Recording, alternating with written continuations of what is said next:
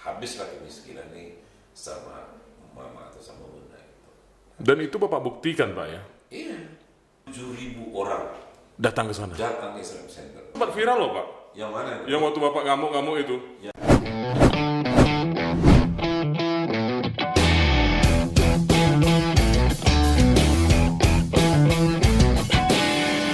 Selamat datang di dunia nyata karena ini bukan mimpi. Bapak Ahmad. Selamat datang Pak. Ini luar biasa, suatu kehormatan ini, seorang tokoh, kalau bisa dibilang seorang legenda politik di Riau. Pak Ahmad sudah hadir di podcast Bukan Mimpi. Gimana kabarnya Pak? Insyaallah sehat, baik, syukur alhamdulillah. Selama COVID ini tetap menjaga protokol kesehatan, tetap menjaga kebugaran, tetap olahraga supaya tetap fit dan sehat. Nah ini seorang anggota DPR RI loh, jauh-jauh dari pusat datang kemari. Ini sekarang mobilitasnya gimana Pak? Aktifnya di pusat apa di daerah Pak? Dua-duanya. Dua-duanya. Karena DPR itu juga di pusat juga bekerja, di daerah juga bekerja untuk rakyatnya. Jadi duanya tergantung situasi kondisi. Kadang-kadangnya di Jakarta di Senayan, kadang-kadangnya ke daerah, kadang-kadang juga ke provinsi-provinsi lainnya, namanya spek atau kunjungan spek, misalnya kunjungan kalau ada bencana alam kan, hingga kami juga mitra kami ada salah satu BNPB. Oh gitu. Pak, ini biasanya kita podcast ada kopi nih Pak. Tapi kita berhubung dapat informasi beliau sedang puasa. Iya. Jadi kita nggak siapkan kopi. Biasa. Jadi ngobrol-ngobrol santainya tanpa kopi nih, nggak apa-apa Pak ya? Nah, Masih rutin ini Pak, jalani puasa Senin Kamis Pak? insya Allah masih, karena itu juga di samping ibadah juga ada unsur kesehatan. Pandemi COVID. Ya. Semenjak pandemi COVID ini kan banyak nih Pak aktivitas, kemudian kegiatan-kegiatan, bahkan ekonomi masyarakat sendiri mengalami anjlok. Nah Bapak melihat pandemi ini seperti apa dan mungkin yang Bapak rasakan sendiri seperti apa Pak? Yang pertama memang dari sisi kesehatan memang itu memang jadi pandemi ya, wabah ya. Itu jelas nanti terganggu kesehatan. Yang kedua dari sisi ekonomi ya kan, ekonomi menjadi lumpuh secara nasional ya, akibat aktivitas dibatasi ya, dengan adanya lockdown atau PKM. Yang ketiga perubahan Karakter Pak ya? karakter dalam kehidupan sosial kita. Seperti biasanya salon kita begini sekarang. Iya, benar-benar. Juga Kayak mau meribut aja Pak ya? Bapak kan harusnya dari pusat itu kan sering turun ke daerah tuh Pak. 2019 mulai aktif jadi anggota DPR RI. Terkendala nggak Pak kinerja Bapak Pak dengan ada pembatasan begini Pak? Oh jelas, dalam sisi dalam sisi terutama kalau mau jumpa komunitas, masyarakat kita terbatas, nggak boleh ramai, itu jelas. Kemudian juga dari sisi mobilitas juga terbatas, misalnya penerbangan gitu kan. Jadi, tapi pada prinsipnya kita tetap bekerja, walaupun ada pembatasan, walaupun mobilitas dibatasi, komunitas jumlah masyarakat dibatasi, namun pesan-pesan kita atas serapan terhadap aspirasi masyarakat tetap kita jalankan. Pernah 2 periode menjabat sebagai Bupati Rohul. Iya. Berarti Bapak ini putra asli Rohul Pak ya? Ya, insya Allah. Nah ini bisa diceritakan Pak masa kecil Bapak dulu di Rohul seperti apa? Wah. Bisa sampai sesukses ini? Kalau orang ngelihatnya, wah Pak Ahmad tokoh Riau, mantan bupati, anggota DPR RI. Tapi kan orang nggak tahu nih perjuangan Bapak. Mungkin sudah berapa banyak keringat yang Bapak keluarkan, atau pengorbanan Bapak untuk sampai tahap ini. Mungkin seperti apa Pak? Ya saya betul-betul orang desa ya. Saya dilahirkan di suatu kampung di Pasir Utara namanya Keponogori. Rumah kami di sungai kan. Jadi banyak suka dan dukanya, banyak kenangannya. Terutama waktu kecil. Nah waktu kecil rumah di sungai kan. Iya. Itu kalau hari banjir kan, kalau banjir bapaknya senang menyenangkan. Kenapa? Karena waktu itu musim buah-buahan. Jadi buah-buahan karena hujan banyak rontok jatuh, ya kan. Terus buah duriannya hanyut, ya kan. Buah dukunya, nah itu senang ngambilnya gitu loh. Jadi waktu kecil banjir senang Pak ya? Pas Senang. Bupati pusing Pak ya? Ditunggu ya? Ditunggu banjir itu enak sekali gitu. Berenang-renang gitu kan, jadi tempat itu.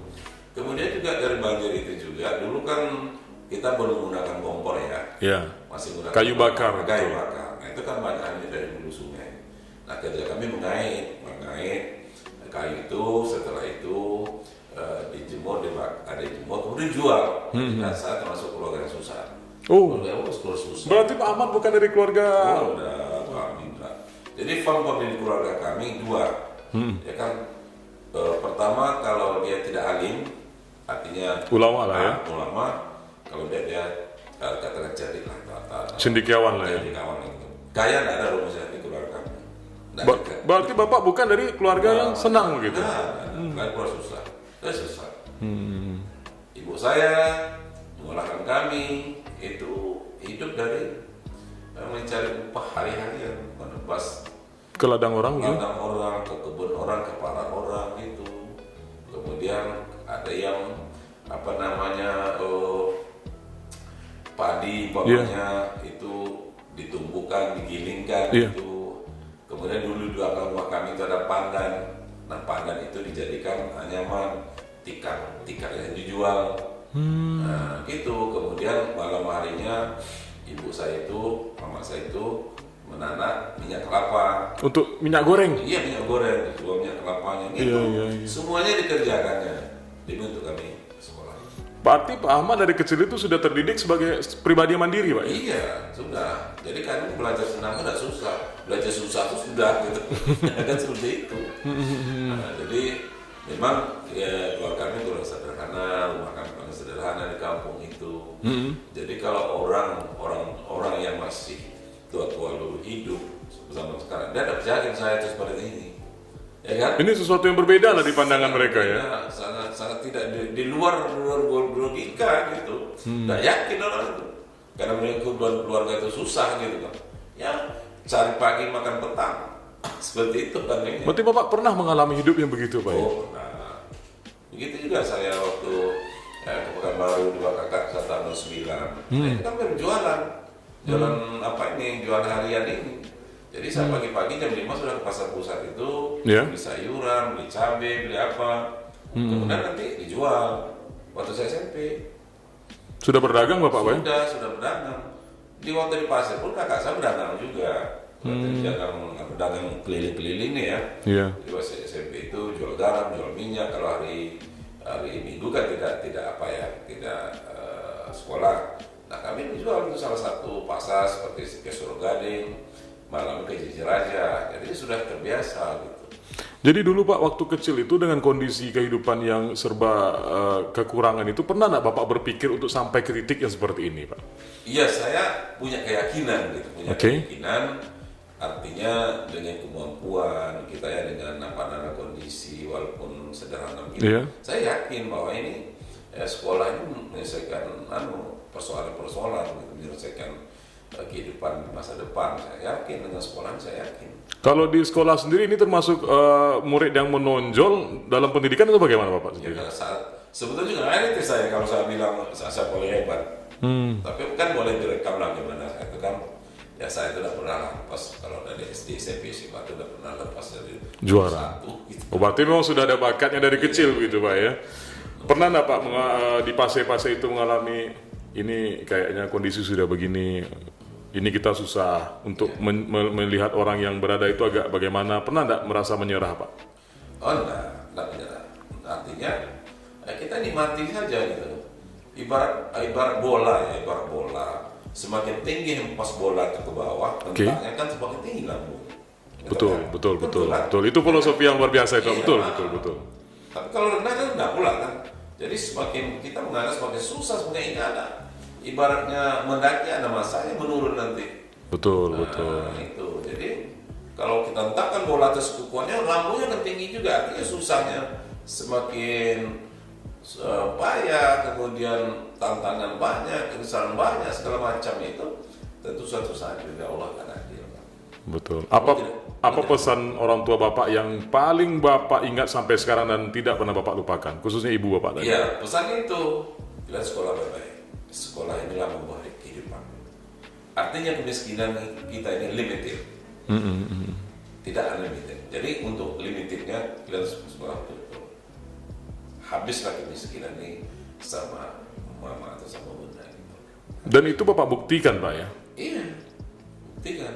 Dan sebelum beliau meninggal memang saya sudah sempatlah menyaksikan kesuksesan keberhasilan itu sudah sempat dan sudah merasa dan nikmati hasil dari dari sekolah saya itu, dari pendidikan saya itu, dari kerja saya itu untuk ibu saya itu.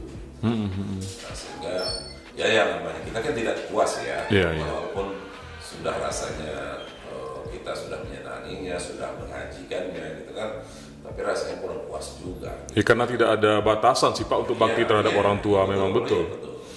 Nah, sebagai putra asli Rohul sendiri Pak, menjadi bupati di tanah kelahiran sendiri, bagaimana itu gejolak perasaannya Pak? Iya, biasa, suka duka biasa ya, di kampung. Tapi yang jelas kan itu kampung kita tentu ada tanggung jawab moral kita terhadap kampung, karena kemajuan kampung itu sendiri tentu ibarat pepatah Melayu menyatakan elok kain pada raginya, elok pemimpin pada visi dan misinya. Nah, jadi kita memang betul-betul sungguh-sungguh bekerja serius mengurus kampung kita itu kan. Sekitar tahun 2010 pernah saya bertugas di sana. Yang paling saya ingat dari kepemimpinan Bapak itu, Bapak dikenal sebagai tokoh yang religius. Kemana-mana itu penekanannya selalu penekanan keagamaan, pendekatannya keagamaan. Masjid sekarang itu Islamic Center itu masih dari tahap pembangunan, waktu itu saya masih ingat putih Pak ketika waktu jam sholat, pegawai berpakaian putih. Kemudian pernah beberapa kali kami ikut kunjungan Bapak itu, Bapak melakukan inspeksi maghrib mengaji. Mengapa kok Bapak begitu fokus dan konsen ke sektor ini Pak? Apa yang melatar belakangi hal ini? Ya, pertama memang program dulu itu kan yang religius, jadi karakter masyarakatnya memang karakter masyarakat agamis. Artinya kita tidak memulai dari nol, cuma mengarah ke pembinaannya. Yang kedua, ya salah satu firman Allah SWT, ya ayyuhallazina amanu in tansurullaha yansurkum. Hai orang-orang beriman, agungkanlah, muliakanlah dan hormatilah agama Allah ini. Nah, insya Allah Allah akan membantu kamu dan akan membuka kehidupan kamu. Nah, kan, jadi kalau kita bantu agama Allah ini dengan sarana prasarana pendidikannya, fasilitas ibadah segala macamnya, insya Allah Allah juga akan melempangkan, akan memberikan kelonggaran kelancaran terhadap apa yang kita usahakan. Tidak hanya sektor agama, sektor-sektor lain akan berdampak positif. Ada yang protes nak dulu Pak, waktu Bapak menyuruh pegawai sholat Pak? Mungkin ada yang protes nak Bapak? Jelas, tentu sesuatu yang baik kan belum tentu terima orang. Iya betul. Jelas protes jelas, artinya mereka keberatan dengan sholat paksa. Kita tidak satu kubur loh Bapak, kita masing-masing. Pernah ngomong gitu Pak ya? Ya, ngomong, tapi itu bukan depan. Iya. Di belakang ya. Itu urusan mereka, hak mereka kan. Tapi kan kita yakin bahwa satu saat juga ini akan bermanfaat. Nah, padahal ada satu cerita yang sangat menarik, ya kan? Salah satu mertua itu datang kepada saya. Mertua pegawai Bapak? Oke. Menangis, betul-betul menangis. Orang tua menangis gitu kan, merorong. Jadi saya tanya, kenapa menangis? Udah puas nangisnya baru. Pak, saya terima kasih sekali kepada Bapak. Menantu saya itu sejak dia berumah tangga dengan anak saya itu tidak pernah ke masjid Pak, jarang sholat, ya kan? Nah, tapi dengan Bapak terapkan disiplin sholat surah azhar itu, insya Allah sekarang dia sholat di masjid sekarang. Dulu tidak pernah sana, jarang lama sholat. Artinya dengan instruksi Bapak itu, dengan perintah Bapak itu memberikan dampak terhadap keluarga. Nah sekarang dia sholat jemaah ke masjid 5 waktu. Kadang-kadang aturan yang dipaksakan tuh memang perlu juga sih Pak. Iya. Untuk memulai sesuatu betul. itu. Jadi sesuatu yang baik itu kadang-kadang perlu dipaksakan. Nah, kan kalau kan orang tidak sama, berbagai macam karakter beda ya.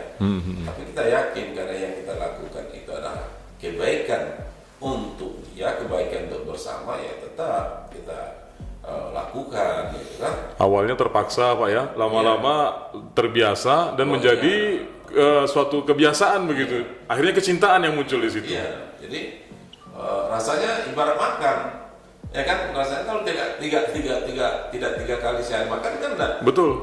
Sampai ke sana, apa kita artinya? Apa rasanya belum sholat ya? Kalau belum sholat berarti kan udah lengkap rasanya hari ini, kan?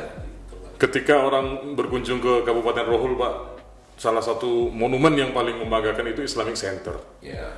Apa yang ada di benak Bapak? Kok terpikir Bapak menggagas bangunan yang begitu wow gitu? Ya jadi gini ya, kalau kita diberi apa namanya suatu tugas atau sistem, ya kan, tentu kita ingin membuat satu legacy ya. Betul. Legacy, karena jabatan kita kan terbatas. Benar. Betul kan? Iya. Nah, tentu legacy ini nanti kan tak terbatas. Yang pertama. Yang kedua, tentu kita harus membangkitkan apa namanya semangat kebanggaan masyarakat, ya kan? Artinya adalah yang dibanggakan masyarakat terhadap wilayahnya, sehingga ada simbolnya, ada kebanggaannya, ya kan? Yang ketiga, apa makna dibalik yang kita bangun? Iya, ini yang mau ditanya itu, maknanya apa sih Pak? Iya. Kan itu. Nah. Tak kalah Soekarno bangun Monas kan bangga tuh. Betul. Jakarta Monas. Kan ingatkan dia seperti itu. Stadion utama. Gelora Bung Karno ya, gitu kan? ya. Itu kan bakal legacy ya. Legacy walaupun Bung Karno sekarang sudah tak ada lagi. Tapi nama beliau diingat tapi melalui Monas, monumen itu, tak betul. bisa lupakan, kan? Betul. Legacy ya. Kemudian kebanggaan. Nah dulu terus terang saja.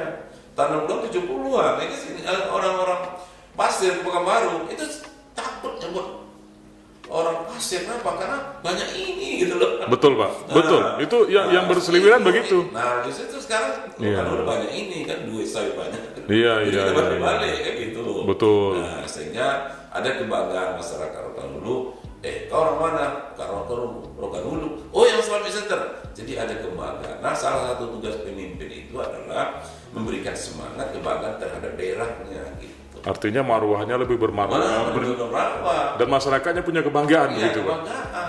Memang iya sih Pak, kita kalau nengok di beberapa daerah-daerah yang berdampingan dengan Rohul, seperti di Kampar dan lain sebagainya, bahkan ibu-ibu arisan itu rela mencatar 2 bus hanya untuk makan siang ke sana. Kemana mau ke Islamic Center? Iya. Berangkatnya pagi, nanti pulangnya sore, cuma untuk sekedar makan siang di situ gitu, menyaksikan monumen itu begitu. Iya, saya pernah ya April 2006 terakhir masa jabatan saya pernah penutupan pengajian ibu-ibu Masjid Talim Kota Payakumbuh, Kota Payakumbuh 7.000 orang datang ke sana. Datang ke Islamic Center. 7.000 orang. 3 bulan mereka mempersiapkan 400 bus yang berkaca.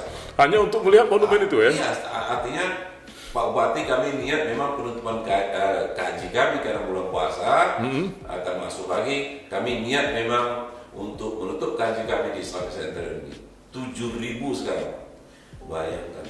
Jadi terakhir kami catat itu pengunjung Islamic Center itu 1,2 juta orang. Ya berkunjung. 1,2 juta. 2 juta, ya. Nah, bawa uang aja 200.000 rupiah, kan sudah 2,4 miliar uang di situ terkumpul. Artinya perputaran uang di situ. Dia makan, dia minum, dia belanja. Itulah maksud saya tadi berkaitan dengan ayat firman Tuhan tadi. Apabila kita hormati, kita banggakan, ada dampaknya. Betul. Sektor informal hidup di sana. Betul. Tukang sate, tukang bakso, jualan minuman, hidup di sana. Orang ngantarkan duit, masjidnya kita bangun, uang datang. Iya betul. Itu. Ini sama berkembangnya Madinah dengan adanya Masjidil Nabawi gitu. Iya. Nah, jadi itu salah satu hal kita. Artinya apa dibalik itu yang saya tanya tadi? Artinya, efek dominonya Pak ya. Iya. Jadi tengok dengan kita bangun Islamic Center, apa makna dibalik itu? Betul. Kan itu. Ya, Bukan hanya sebatas membangun bangunan yang megah. Fisik. Banyak bangunan yang megah sih Pak. Cuman tidak memberikan efek yang seperti itu begitu. Artinya ekonomi masyarakat juga terbantu Pak ya. Terbantu, sektor informal bergerak waktu itu. Infrastruktur pun mau tidak mau harus diperbaiki. Iya diperbaiki. Makanya waktu itu kota kita perindah, lampu-lampu jalan kita buat, lampu-lampu yang kita buat, taman-taman kita teratur segala macam. Jadi sekaligus juga merupakan kota wisata gitu. Karena apa? Karena kita tahu kan mau tamu banyaknya datangnya. Kotanya harus bersih, harus terpelihara, taman-tamannya harus terjaga terawat, lampu-lampunya malamnya harus gemerlapan. Jadi ada berkaitan keringan semuanya. Jadi integrasi gitu. Maksud kita gitu. Sekarang kan Bapak sudah di DPR RI ini Pak. Sudah tidak menjabat sebagai Bupati Rokan Hulu lagi. Ya. Ketika sampai di kampung, mungkin Bapak lewat di masjid atau sholat di masjid. Apa yang terbayang sekarang melihat bangunan yang begitu, melihat perkembangan itu, sementara Bapak bukan pejabat di sana lagi. Kenangan apa yang muncul ke Bapak?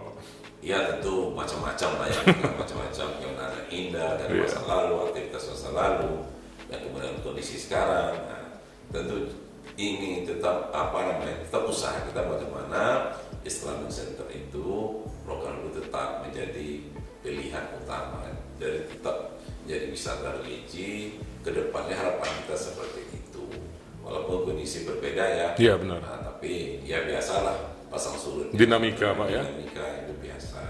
Tapi kita harapkan suatu saat juga itu kembali lagi.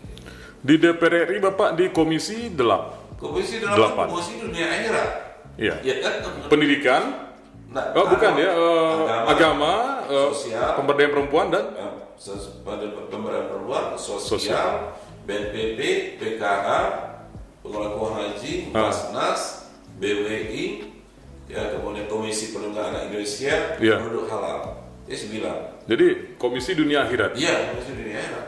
Pak. Investasi apa dunia? Bernama pendidikan dari seorang Iya. APDN Pak ya. Ya, Seorang Pamong menjadi camat, menjadi bupati. Ini kan birokrat tulen. Iya. Nah sekarang masuk ke dunia politik. Iya. Ini perubahan iklim pola kerja ini bagaimana Bapak menyikapi? Iya, beda-beda beda-beda Iya. kamar ya. Beda gambar Pak. Ya, tapi ya kita tentu menyesuaikan karena kami ini kan disebut ya Pak Mohon ya generalis spesialis. General dia karena dia mengetahui Seluruh. sedikit. Bicara kesehatan harus tahu. Betul. Bicara pendidikan harus Pendidikan. tahu. Agama harus tahu. Agama tahu. Sosial. Sosial harus tahu. Eksakta harus tahu. Betul. Tapi sedikit-sedikit, ya kan dari mana sebut General. spesialis. Beda dengan dokter. Dokter itu spesialis, generalis. Dia mengetahui sedikit tapi dalam. Kan Iya, gitu. iya, betul. Nah, spesialis jantung ya dia tahu paham. Hanya itu. Nah, kalau Tidak ada kami- yang lain begitu Pak ya? Nah, berbekal itulah, berbekal paham itu mengetahui sedikit-sedikit, ya kan politik juga, dulu juga belajar sedikit-sedikit ya. Jadi menyesuaikan saja nanti. Ada perbedaan yang terlalu signifikan nggak Pak ketika Bapak menjadi orang birokrat yang ibaratnya masuk kantornya itu sudah ada jamnya, disiplin-disiplinnya. Perbedaan jelas ada. Ada. Perbedaan jelas ada. Pertama tentu dari sisi konsep, Iya. ya kan.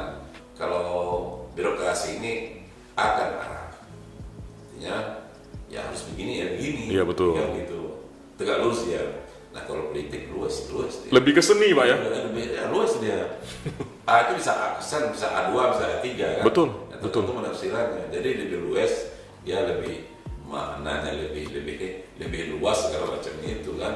Ya, tergantung bagaimana kita bagaimana menyesuaikan. Menata Riau dari pusat bagaimana Pak? Ya. Bapak sekarang kan bertugas di pusat. Ya, Konsepnya untuk menata Provinsi Riau ini sendiri. ya. Bagaimana nih Pak, Bapak melihat Riau itu punya nama nggak di pusat?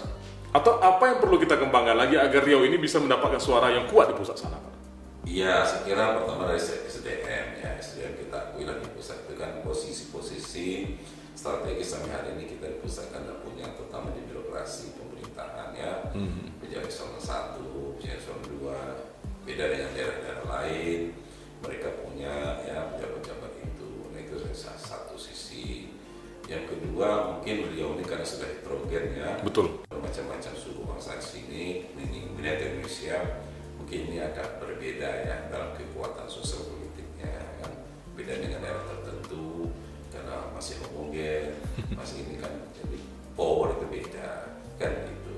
Nah itu dan kemudian kan terbuka, daerah kita kan mulai terbuka, siapa saja boleh masuk, makanya mulai menjadi bahasa Indonesia. Betul. Karena luasnya, karena supelnya, karena terbuka, karena sederhananya dalam struktur bahasanya. Jadi sebetulnya Riau itu sudah, kalau kita kaji kan banyak menyumbang dari segi sudah tahu lah Sumber daya alamnya apa ya? Sumber daya alamnya, kemudian budaya bahasanya, kan itu sudah banyak kontribusinya. Pak Ahmad juga pernah dulu mencalonkan sebagai Gubernur Riau. Iya. Gubernur Riau ya, waktu ikut kompetisi 2013 ya Pak ya. Iya. Pak perolehan suara yang cukup besar juga. Nah ini tidak lama lagi nanti bakalan ada. Ya. Apakah Bapak sudah berpikir untuk ke arah sana atau masih pengen berbuat dan fokus untuk Riau ini? Ya, insya Allah ya kita tetap bersama-sama Riau ini ke depan bagaimanapun pada posisi apapun tetap ya ini kita bangun nanti waktunya pas saja nanti apakah maju Gubernur Riau, apakah mana kan nanti insya Allah. Ya jelas berbuat dulu tuh Riau kita Pak. Ya jelas kita berkarya dulu, berkarya dulu, berbuat dulu kan gitu yang jelas. Bukan seperti Secinta apa Pak Ahmad dengan Riau? Iya. Secinta apa Bapak dengan Riau ini Pak? Cintanya. Iya. Oh, cintanya luar biasa. Artinya dengan Riau ini saya sampai ke Jakarta. Betul. Ya kan tanah dulu dari Riau ini yang memberikan kita sampai ke Jakarta sana. Jadi Riau ini luar biasa bagi saya. Tentu itu yang membesarkan. Tentu ke depan ini Riau juga ke depan ini sama-sama kita besarkan, sama-sama kita unggulkan. Tentu demikian perlu kolaborasi, perlu soliditas dari berbagai kelompok masyarakat kita kan. Sebab siapa apapun kita ini nggak bisa sendiri. Ya kan mesti kerjasama, mesti kalau kolaborasi kan nggak bisa sendiri. Nah itu yang penting apanya sekarang jaringan itu yang penting kita bangun gitu ya, bersama-sama gitu. Di Komisi 8 itu kan banyak tuh Pak, ada anggota-anggota fraksinya juga di sana. Nah, koordinasi Bapak bagaimana Pak di sana Pak dengan mereka dalam misalnya ada suatu masalah nih. Kalau waktu Bupati kan keputusan di kita. Iya. Kalau di sana kan banyak kepentingan Pak. Menurut ini begini, menurut ini begini. Dan Bapak menyikapi hal-hal begini seperti apa? Jadi perlu juga kita pahami bahwa DPR itu ya kami ini sebagai mediator, mediasi, bukan eksekutor. Betul. Nah, jadi kalau ada persoalan, ada masalah di Riau misalnya, kita mediasi kepada kementerian bersangkutan, kelembagaan bersangkutan, kita dorong ya, kita rekomendasikan. Itu fungsi kita dan kita kawal. Nah, kita kawal. Nah, kemudian antara fraksi kami di komisi itu sangat kompak sekali. Sangat kompak sekali. Kenapa? Karena memang satu kepentingan di sana. Perjuangannya apa? Untuk memperjuangkan daerah kita masing-masing, ya kan? Jadi mitra kerja kami, misalnya Menteri Agama, Menteri Sosial, Pemberdayaan Perempuan, itu kita satu perjuangan. Perjuangan apa? Bagaimana sebanyak-banyaknya daerah apa tuh APBN itu masuk ke daerah kita. Kepentingan sama, gitu. Jadi kompak kita. Di sana kan banyak tuh Pak anggota DPR RI. Pak Ahmad ini dikenal sosok yang vokal atau yang kalem di sana Pak? Dari teman-teman nih. Ya, saya tidak bisa mengatakan saya vokal apa enggak ya, tapi mungkin dari apa namanya, mungkin dari media, dari apa itu kan. Pernah kami nengok Bapak marah-marah. Ini marah kenapa ini dulu itu? Marah itu kan normal. Normal ya? Marah itu karena memperjuangkan daerah. Itu sempat viral loh Pak. Yang mana itu? Yang waktu Bapak ngamuk-ngamuk itu. Memarahi salah seorang itu. Salah menteri? Iya, lagi di sidang itu. Itu sempat viral loh. Pak Ahmad orang Riau bisa marah ternyata begitu. Iya, artinya kita kan marah itu ada dasar. Iya. Artinya setelah kita kumpulkan data, fakta segala macamnya, mesti ambil keputusan gitu. Apapun risikonya. Salah satu fungsi pimpinan itu ambil kebijakan. Kalau tidak ada keputusan itu beternak masalahnya. Betul. Beternak ada bercicit ya kan. Jadi lebih baik kita tegas. Nah salah satu fungsi pimpinan itu mengambil keputusan dan ketegasan. Tapi artinya seobjektif mungkin kan begitu. Makanya kita dorong kalau sesuatu daerah itu parah itu kewajiban kita. Jangan diam. Artinya menteri itu dapat sokongan dari kita gitu, menggambarkan kebijakannya itu. Tuh, itu anggota dewan bersuara di daerahnya. Kenapa? Dia dapat sokongan orang gitu. Kan begitu. Dan kita tidak fitnah, kita tidak memfitnah. Ya karena banyak sih Pak anggota DPR, dia dari seorang pejabat untuk pelariannya jadi anggota DPR. Sampai di sana hanya jadi pemenuhi kuota aja, diam. Kaget ketika Pak Ahmad muncul dengan gebrakan-gebrakan itu. Ternyata Pak Ahmad tidak bisa diam rupanya. Begitu yang membuat orang Riau itu kaget. Apakah Bapak masih akan terus seperti itu untuk rakyat atau bagaimana ke depannya? Oh iya, itu kan sudah komitmen kita. Kita sudah diberikan amanah. Masyarakat sudah menunaikan kewajibannya. Apa kewajiban masyarakat? Memilih saya. Iya. Sekarang dia menuntut haknya. Hak masyarakat kewajiban saya. Kan begitu kan? Jadi dunia ini bisa ada hak dan kewajiban, ya kan? Haknya adalah menunaikan apa kebutuhannya, kepentingannya, kan begitu. Kewajiban kami kan sudah Pak. Apa kewajiban kami rakyat? Sudah memilih Bapak. Memberikan suaranya Pak ya? Kepada Bapak. Kami sudah memberikan kontribusi suara kepada Bapak. Dan sekarang hak kami apa? Hak kami mengharapkan sebanyak-banyak pembangunan dari APBN itu ke daerah kami. Berarti Bapak harus bersuara di sana. Bersuara harus. Betul. Begitu. Jadi hak masyarakat itu kewajiban saya. kewajiban masyarakat itu menjadi hak saya. Betul, Nah, betul. mendapat suara kan begitu kan? Iya, iya. Nah, jadi itu masalahnya. Jadi kalau kewajiban kita tidak laksanakan, kita berarti meniati rakyat kan? Iya, iya. Tergantung terlepas masalahnya berhasil tidak. Tapi yang penting kita perjuangkan. Betul, betul. Soal hasil tidak kan soal kedua. Yang penting kan sudah nampak spirit kita semangat kita memang kita itu memperjuangkan daerah kita. Memang itu ada dasar undang-undang MP3 ini kan. Jadi setiap anggota daerah itu berhak memperjuangkan daerahnya, terlepas dari komisi itu sendiri. Jadi tidak hanya terbatas komisi 8 bicara apa perjuangan jalan segala macam, kami berhak mendorongnya juga. Iya, iya. Jadi memang kami kan 11 komisi. Tapi kalau ada persoalan-persoalan di luar itu di daerah ini, umpamanya dilapor ke masyarakat kepada kita misalnya atau minta bantuan, kita wajib Artinya tetap kita respon, Pak ya? respon, tetap respon. Tidak hanya bidang keagamaan sosial saja, Iya. ya kan? Tapi apapun isi alam Riau ini ada laporan Ke kita, dan kita mediasi. Iya, sebagai contoh kemarin ini, ya kan turun sampai 1.000 kan? Iya, betul. Nah, kita bersuara. Sekarang, ke Pak. pemerintah kencangnya menurunkan sawit. Sementara dulu harga pupuk naik 100%, Iya. sampai hari ini belum turun. Nah kan ini beban masyarakat, nah kita bersuara itu. Sekarang petani sawit lagi ketawa, Pak. Ya. Harga sawit lagi melonjak sekarang ini. Kapan? Sekarang ini harga sawit itu tinggi, Pak. Enggak kan turun kemarin. Iya, sekarang turun. Iya, Pupuk kan? naik, Pak. Iya. Nah, pupuk itu naik tidak dibarenginya dengan Kenaikan. kan pupuk naik Iya. harga sawit naik. Nah, sekarang kan harga sawit kan turun. Kenapa juga tidak turun? Harga pupuk begitu Iya. ya. Karena salah satu faktor produksi sawit itu pupuk. Pupuk ini 60% untuk komponen produksi pupuk. Nah, khawatirnya kita nanti tak kalah harga ini turun terus, anjlok harga TBS sawit, sementara pupuknya tidak turun. Nah, ini nanti ditinggalkan masyarakat kebunnya, karena tidak sesuai lagi antara output dengan input, arti antara hasil sawit dengan biaya produksi. Nah, ini kalau hancur, Padahal ini bukan bidang Bapak ya. ini bersuara kita.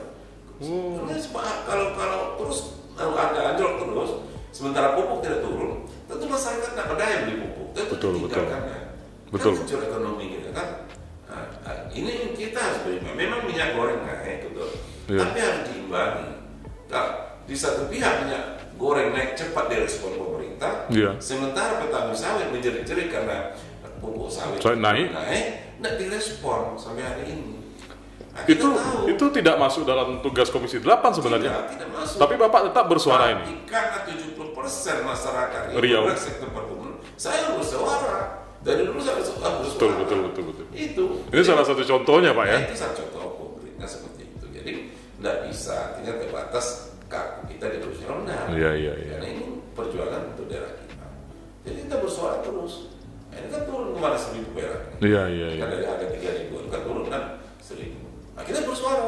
Oke, kalau turunkan minyak goreng turun ya.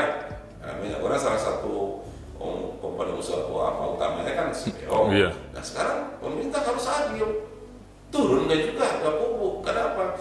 Pupuk ini sebagian besar itu usaha badan usaha milik negara. Iya, betul. Ya kan? Betul, Pusri, Pak ya. Pusri. Iya. Ya kan? Iya. Iskandar muda Aceh. Ya kan pupuk. Jadi pupuk karena itu punya usaha pemerintah, tentu pemerintah bisa kebijakan menurunkannya. Nah, jangan nanti harga pupuk ini diserahkan ke pasar umum bebas. Ya kan nggak bisa.